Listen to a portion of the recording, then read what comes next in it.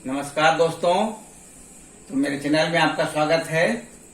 तो पिछले वीडियो में हम लोगों ने पढ़ा था प्रेजेंट इंडेफिनिट टेंस पढ़ा, प्रेजेंट कंटिन्यूअस पढ़ा, प्रेजेंट परफेक्ट पढ़ा, प्रेजेंट परफेक्ट कंटिन्यूअस पढ़ा, पास्ट इंडेफिनिट टेंस पढ़ा और भी नाउन भी पढ़ा। तो बहुत कुछ पढ़ा। अब चलिए आगे उसके आगे पढ़ते हैं टेंस। पहले टेंस पूरा खत्म कर लेंगे, उसके बाद फिर ग्रामर कुछ पढ़ेंगे फिर। तो आज पास्ट कंटिन्यूअस टेंस के बारे में जानते हैं। पास्ट कंटिन्यूअस टेंस के बारे में जानते हैं। पास्ट कंटिन्यूअस टेंस को जो है पहचानेंगे कैसे कि पास्ट कंटिन्यूअस टेंस का वाक्य है।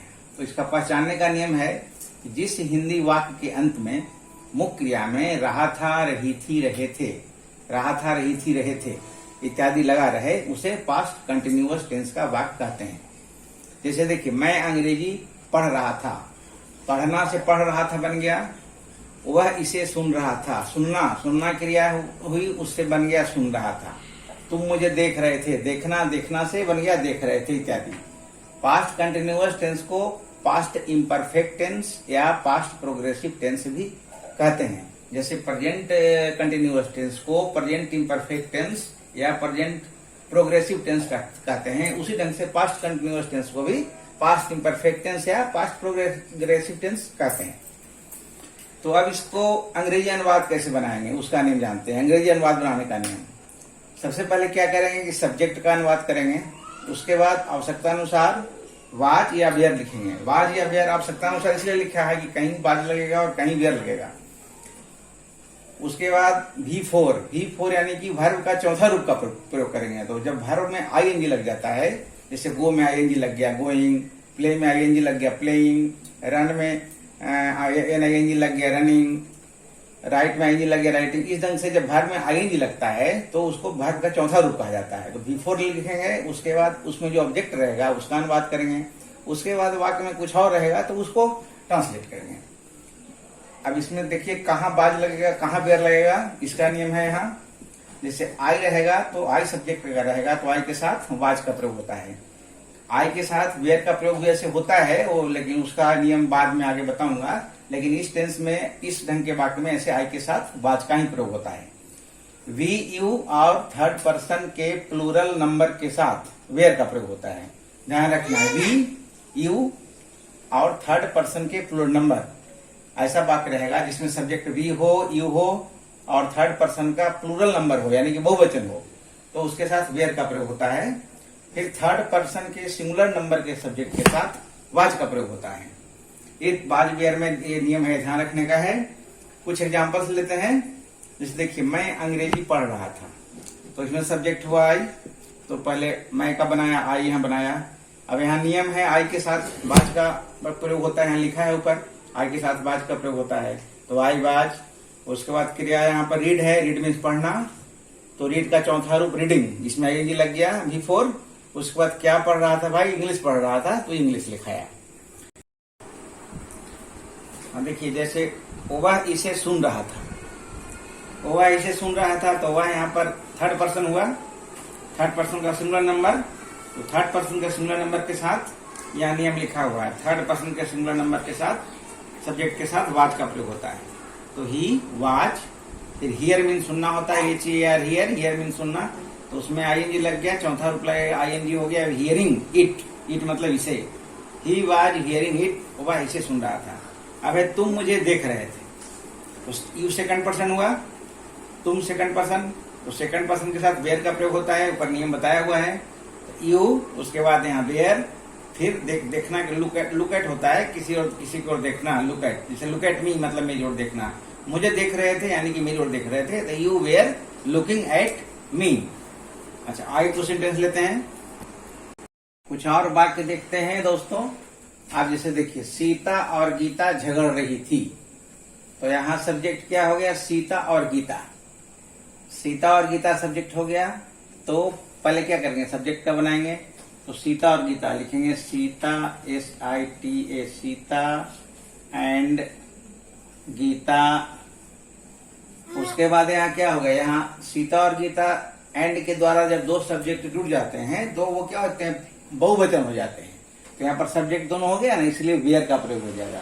तो सीता एंड गीता वेयर और झगड़ा करना क्या होता है? क्वारेल, QUARREL। तो उसमें क्या करेंगे? ING लगाएंगे, तो क्वारेलिंग का स्पेलिंग में डबल एल हो जाता है, इसलिए यहाँ पर हो जाएगा QUARRELLING, quarrelling. Sita and Gita were quarrelling, Sita और गीता झगड़ रही थी। Subject plus was were plus before plus object plus others. वे लोग मुझे प्यार कर रहे थे। इसको तुम बनाओ तो, चलो बोलो तो। वे लोग का क्या होगा? दे। हाँ, THEY, दे लिखे, वे लोग हो गया। उसके बाद क्या होगा? वेयर। They were. क्यों वेयर क्यों हुआ? क्योंकि दे जो है उसके साथ में वेयर ही लगता है, और यहाँ पे प्लूरल था ना, प्लूरल था यहाँ पे। हाँ, क्योंकि वह थर्ड पर्सन का प्लूरल नंबर है। सब्जेक्ट जो हुआ, सब्जेक्ट दे हुआ, वो थर्ड पर्सन का प्लूरल नंबर हो, नहीं बहुवचन हो गया। थर्ड पर्सन तो हुआ लेकिन बहुवचन हो गया। थर्ड पर्सन होता और सिंगुलर नंबर रहता तो बाज का प्रयोग होता, इसलिए दे वेयर हो गया। और प्यार करना का क्या होता है? लविंग। लव, तो लव का हो जाएगा लविंग, Loving बिफोर हो जाएगा, उसके बाद मी हो जाएगा। Very good, they were loving me. चलिए, अब है कि वे एक सूचना पढ़ रहे थे। तो इसका भी वैसे ही बनाएंगे। कैसे बनाएंगे? दे के साथ वेयर, उसके बाद पढ़ना का क्या होता है? बोलिए। रीडिंग। हाँ, रीडिंग हो जाएगा। रीडिंग एक सूचना का, ए नोटिस निकलता है ना किसी चीज का, तो सूचना का नोटिस बोलते हैं, NOTIC। दे वे रीडिंग ए नोटिस। तुम गेंद खेल रहे थे। चलिए आप बनाइए तो। तुम गेंद खेल रहे थे, यू बोलिए। You where. हाँ, यू के साथ वेयर हुआ, क्यों? क्योंकि यू के साथ में वेयर का यूज होता है, और वो सेकंड पर्सन है। हाँ, हम नियम में भी पीछे पहले बताया है ना, यू वी यू और थर्ड पर्सन के फुल नंबर के साथ वेयर का प्रयोग होता है। तो यू वेयर, उसके बाद खेलने का क्या होता है? प्ले होता है ना। प्लेइंग तो खेलने का थोड़ा हुआ, ये तो। अरे हाँ, प्ले होगा लेकिन कंटिन्यूअस है, तो इधर प्लेइंग हो जाएगा। हाँ, उसके बाद गेंद खेल रहे थे, एक बार playing a ball, playing a ball, with a ball. ना प्लेइंग अ बॉल, ठीक है। वे लोग गेंद खेल रहे थे, वे गरीबों को खिला रहे थे। चलिए इसको फिर फिर क्या हो जाएगा? बेयर, बोलते जाओ, जो समझ में आता है बोलते जाओ। They were. खिलाना की अंग्रेजी क्या होती है? फीड होती है, FEED। फीड मीन्स खिलाना। तो यहाँ पर बिफोर का प्रयोग हो जाएगा फीडिंग। पास्ट कंटिन्यूअस टेंस है, फीडिंग हो जाएगा। कंटिन्यूअस टेंस कोई भी रहेगा, या प्रेजेंट कंटिन्यूअस हो, पास्ट कंटिन्यूअस हो, फ्यूचर कंटिन्यूअस हो, पास्ट परफेक्ट कंटिन्यूअस हो, फ्यूचर परफेक्ट कंटिन्यूअस हो, तो उसमें बिफोर ही लगता है। सब में वर्ब का चौथा रूप ही लगता है, ये ध्यान रखने का। तो दे वेयर फीडिंग, गरीबों का क्या हो जाएगा? द पुअर हो जाएगा। पुअर मीन्स गरीब होता है, गरीब विशेषण है, तो विशेषण के पहले जब द लगता है तो वह बहुवचन हो जाता है। मैं पहले भी वीडियो में बता चुका हूँ। इसलिए दे वेयर फीडिंग द पुअर, मतलब वे लोग गरीबों को खिला रहे थे। गीता इस काम को कर रही थी। तो देखिए यहाँ पर गीता जो है, गीता सब्जेक्ट हो गया। गीता करना क्रिया है, तो पहले सब्जेक्ट का बनाएंगे Gita, GITA। Gita third person का सिंगुलर नंबर हो गया, तो उसके साथ लग जाएगा वाज, गीता वाज। करना क्या होता है? डू होता है, तो डू का चौथा रूप लग जाएगा ING, डूइंग हो जाएगा। Geeta was doing.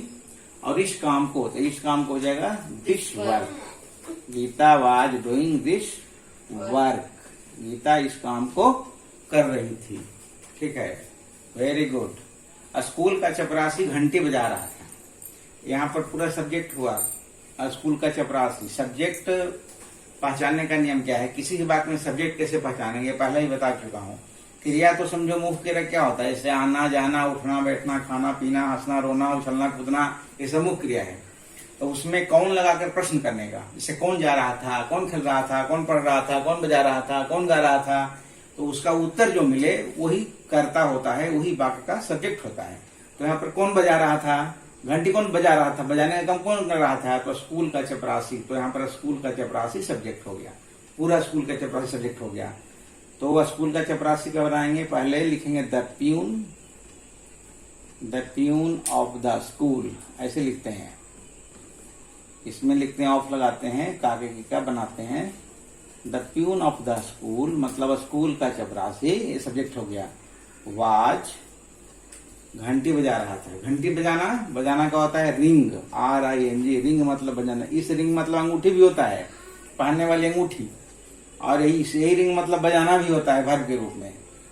Ring the bell मतलब घंटी बजाना।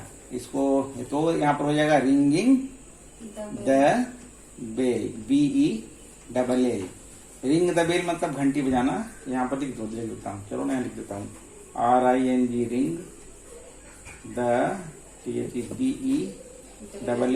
बेल मतलब होता है घंटी बजाना, घंटी बजाना। रिंग द बेल मतलब घंटी बजाना। ये जो है सो याद रखना, रिंग द बेल मतलब घंटी बजाना। यही रिंग अंगूठी का ही बोलते हैं, लेकिन इसी रिंग मतलब बजाना भी होता है, रिंग द बेल। वह सत्य बोल रहा था। चलिए इसको स्टार्ट करते हैं। वह सत्य बोल रहा था। यहाँ पर सब्जेक्ट क्या हुआ? क्या सब्जेक्ट हुआ? ही। सब्जेक्ट क्या हुआ? ही। ठीक है, तो ही के साथ क्या लगेगा? इतना देर लगता है बोलने में। ही के साथ क्या लगेगा? बोलो। वाज लगेगा। बोल फिर सब। इसमें क्रिया कौन सी है? सत्य, वह सत्य। बोलना क्रिया है। तो बोलना का क्या होता है? स्पीक। SPEAK। तो स्पीक में क्या हो जाए? ING लग जाएगा। He was speaking. उसके बाद द ट्रूथ। हाँ, स्पीक द ट्रूथ मतलब होता है सत्य बोलना। हमेशा याद रखिएगा, सच बोलना की अंग्रेजी होती है स्पीक द ट्रूथ। यहीं तक, स्पीक द ट्रूथ।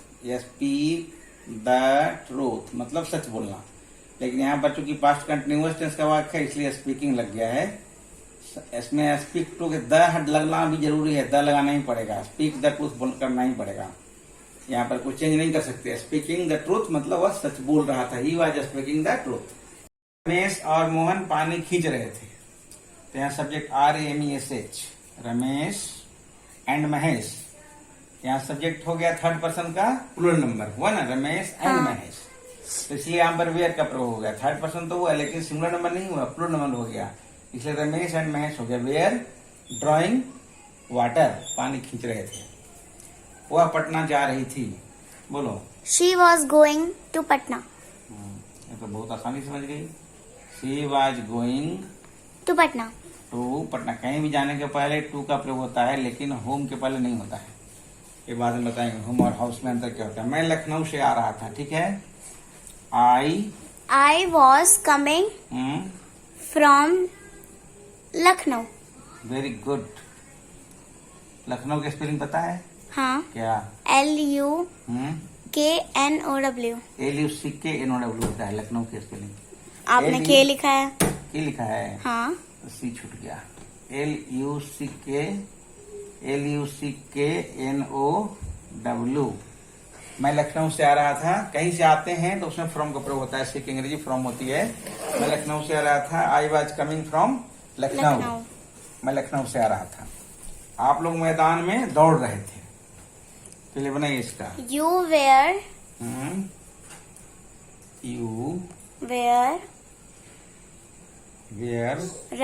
रनिंग के स्पेलिंग RUNNING। गुड। हाँ, रनिंग में डबल एन। ऐसे रन का स्पेलिंग RUN होता है, लेकिन रनिंग लिखते हैं तो डबल एन हो जाता है। Running in the field FIELD। आप लोग मैदान में दौड़ रहे थे। तो उम्मीद है कि आप लोग पास्ट इन कंटिन्यूअस टेंस समझ गए होंगे। तो आज इस वीडियो में बस इतना ही। तब तक के लिए नमस्कार, शुभ रात्रि। चैनल को सब्सक्राइब कीजिए और पूरा वीडियो देखिए, सबको समझ में आएगा। बहुत कुछ ज्ञान की बातें अंदर डाल दी गई हैं। अगली जानकारी अगले वीडियो में डालूंगा। तब तक के लिए धन्यवाद, शुभ रात्रि। Thank you so much.